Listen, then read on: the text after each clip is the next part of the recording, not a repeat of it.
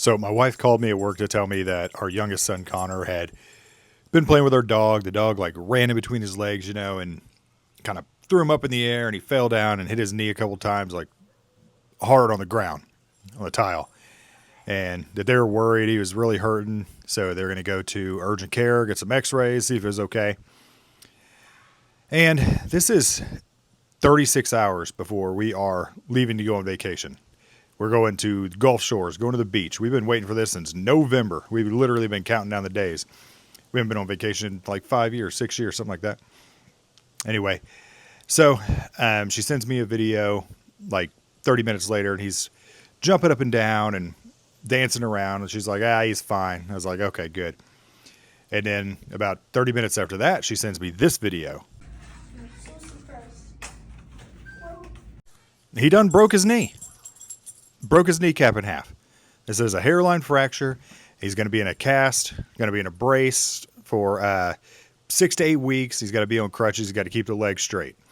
He needs to go see an orthopedic surgeon, and we have to wait for 10 days to do that. And I'm like, what about vacation? And I suggested that we just leave him home, and my wife said we couldn't do that, so we went ahead and threw him in the back seat, and he propped his leg up on the armrest, and he kept his leg straight for a 6-hour drive. I think we let him out to pee a couple times. Anyway, so our first stop is New Orleans, and in New Orleans you walk a lot. And our plan was we were going to stay the night there, wake up in the morning. There's like some breakfast place. Go get a baguette, whatever it's called, little French donut thing. And everybody had told us to go to this certain place, so we were going to go catch this trolley, and we were going to do that. We got directions from a lady at the hotel. It was an 8-block walk, and as you see here, it was pouring down rain. We were wearing ponchos, and they were as sticky and humid as, if you remember during COVID when we ran out of like regular isolation gowns, we had to wear those blue plastic ones or yellow plastic ones.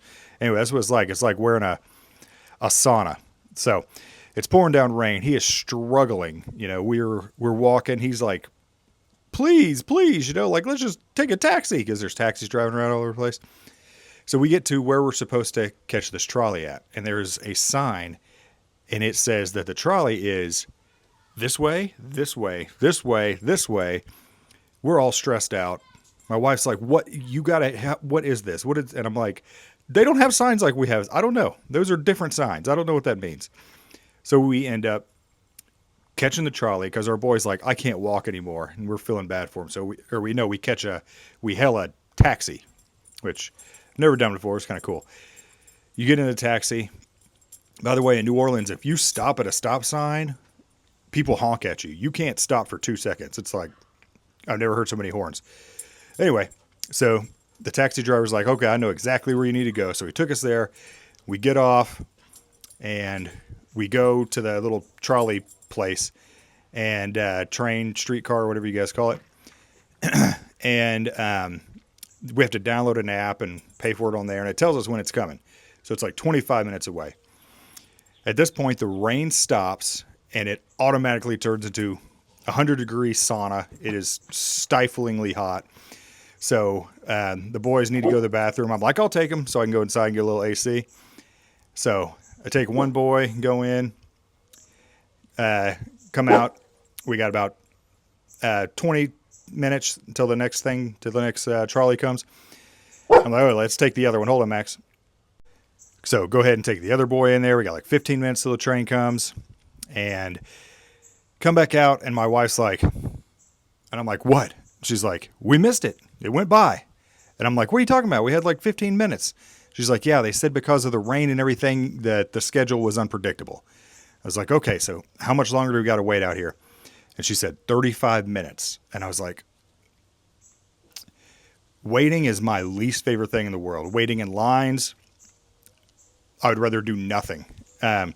So we're like, so our next thing on the agenda, the only other thing we had to do in New Orleans was we were going to go to a swamp tour, take a swamp boat and go see some alligators. Almost forgot to add, so after we missed that trolley, we decided, go back to the hotel and get the car, so we go to the alligator place. So we put the GPS for our hotel in, and it was literally like right there. Like that lady had given us terrible directions. We walked like 8 blocks for absolutely no reason. And so I just put Connor on my back and we walked over there. So we did that. And it was awesome. We saw like 100 alligators. The dude that did the tour, he was amazing. He grew up there. He knew everything.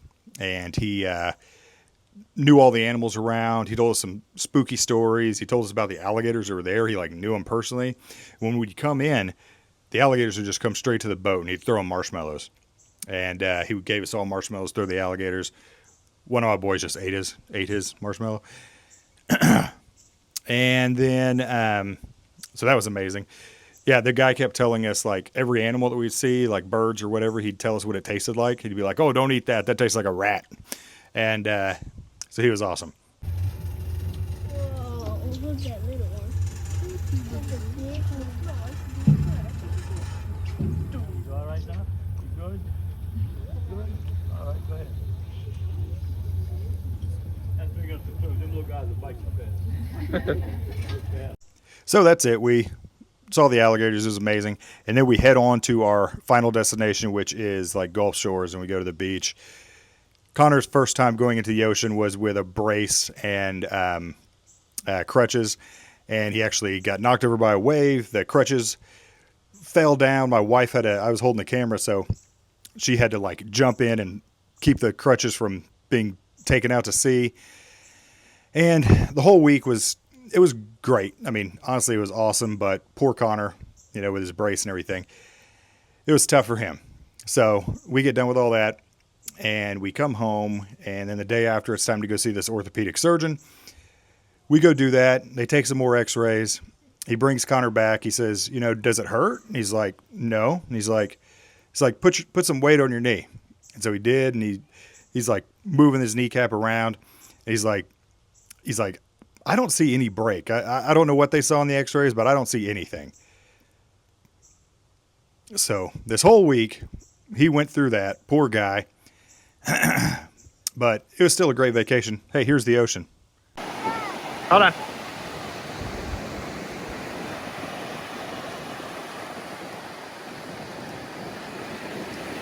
Connor, first steps in the ocean, buddy.